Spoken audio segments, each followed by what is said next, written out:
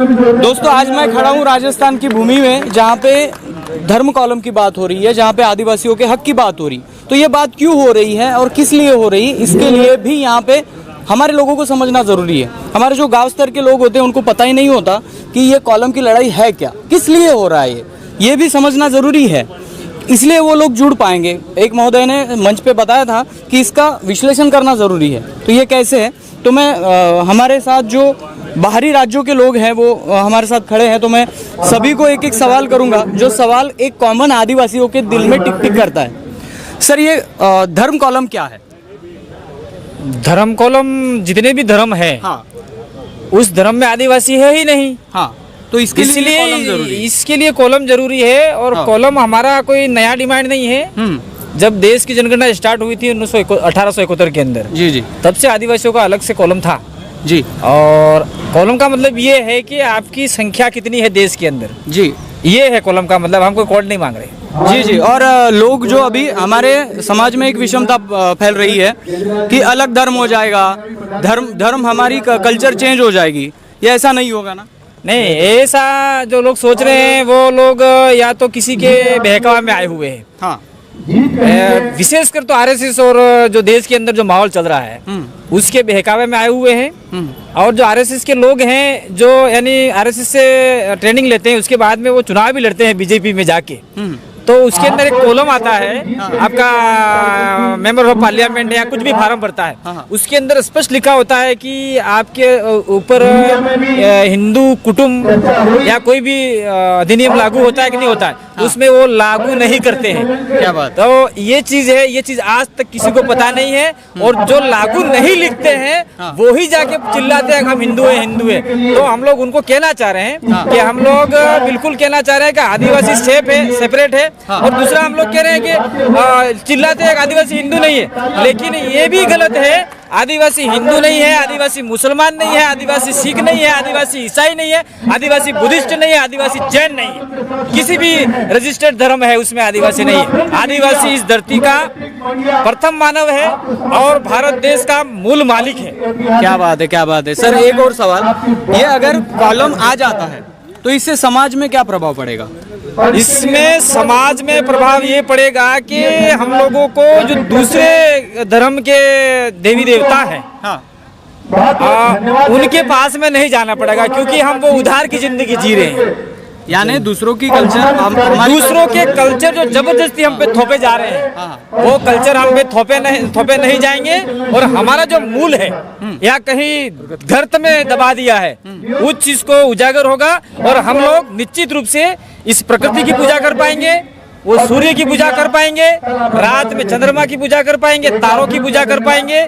जो अनादि काल से हमारे पुरखे करते आए हैं वो ही है, कोई नया नहीं है। और इस चीज को बखेड़ा खड़ा किया जा रहा है भारत देश के अंदर। कहीं न कहीं इसके अंदर राजनीतिक षड्यंत्र है। अभी राजस्थान का ही माहौल ले लीजिए, हम लोग कितने सालों से हम चिल्ला रहे हैं कि हमारा आदिवासियों का अलग धर्म कॉलम होना चाहिए है, और हमने एविडेंस तथ्य के साथ में बताया है। लेकिन अभी वर्तमान में हो सकता है कि राजस्थान की सरकार में जो विधायक बोल गए कि हम हिंदू नहीं है, वो कांग्रेस सरकार के बोले हैं, उसका हम समर्थन नहीं करते, लेकिन जो आदिवासी लीडर बोला है उसका हम जरूर समर्थन करते हैं। क्या बात है, इस बात पे तो बहुत बनता है। सर, आरएसएस के द्वारा आदिवासियों को वनवासी कहा जा रहा है जगह जगह पे, इसके बारे में आप क्या कहेंगे? मैं पहले तो मैं गुजरात से हूँ और प्रवीण पारगी नाम है। जो आरएसएस में जो आदिवासी को वनवासी कहने की जो मुहिम चालू है, उसका सख्त हम विरोध करता हूँ। और मैं संघ को भी परिचित हूँ, आपके जानकारी के लिए मैं बोल रहा हूँ। मैं पहले भी आरएसएस में बोल चुका हूँ कि ये आदिवासी को मिटाने के लिए ये ठोका गया हुआ वनवासी शब्द है।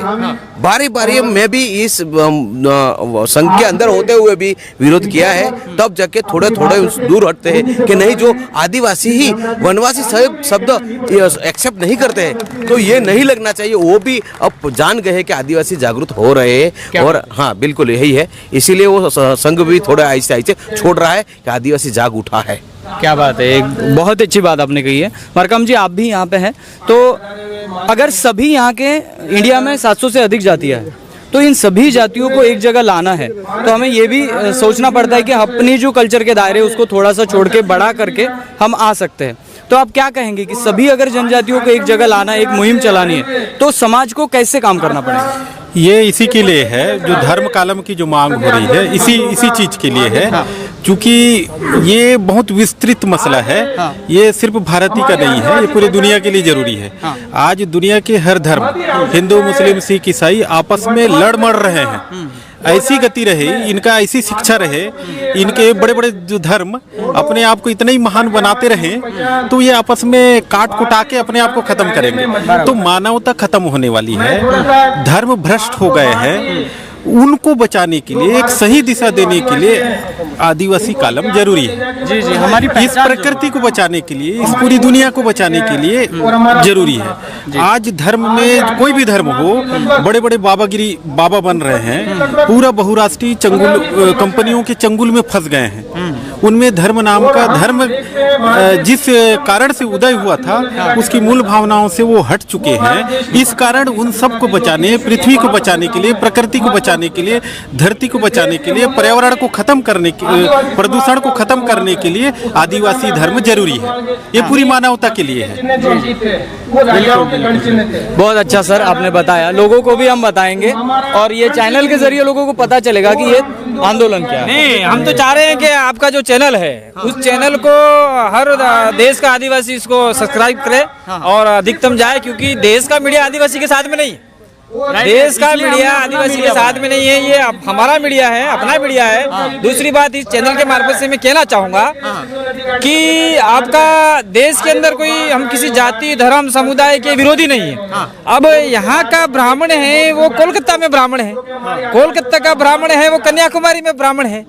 अब यहाँ का जो आदिवासी है वो पश्चिम बंगाल में आदिवासी नहीं है, राइट पॉइंट है, छत्तीसगढ़ में आदिवासी नहीं है। तो क्या आदिवासियों को फुटबॉल बना रखा है इन लोगों ने इतने साल से? तो हम चाहते हैं कि वन नेशन वन ट्राइबल।